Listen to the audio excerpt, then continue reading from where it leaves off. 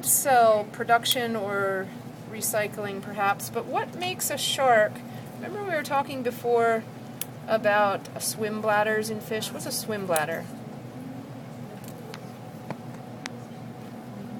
In a bony fish, what's a swim bladder? Anybody remember that? Air-filled sac.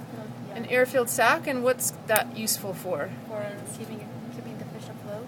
Buoyancy, right? Moving up and down in the water column. So a shark does not have a swim bladder, but it also needs to move up and down.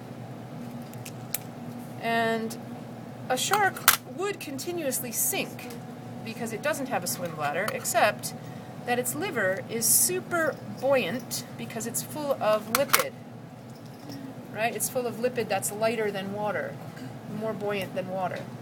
So here's what we're going to do. We're going to take a little piece of the shark's liver and we're going to put it in a beaker of water so that you guys can check it out. And then you guys can take a piece of liver from your turtle or your pigeon and see what happens to it. Is there a beaker over there somewhere? Do you guys want to grab something with a little bit of water in it? Anybody see a beaker anywhere? Probably on that side. Yeah, I see a beaker over there. Can you just put some water in that beaker, please, and bring it back here? Okay, so liver. What should we find attached to the liver in all of our vertebrates? Attached to the liver?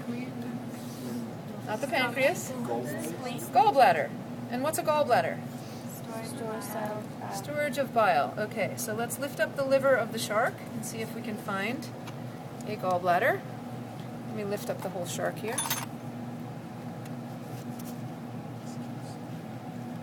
That looks like bile. Yeah, that's great. Oh, very diseased liver of this shark. Okay, we're going to get a piece of liver from another shark. This is not how shark liver is supposed to look. This doesn't look good at all. It's a drinker. So the gallbladder should be attached to this liver.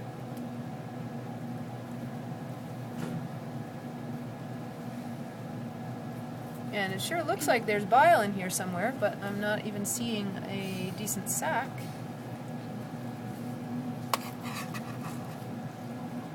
Tell you what we're going to do.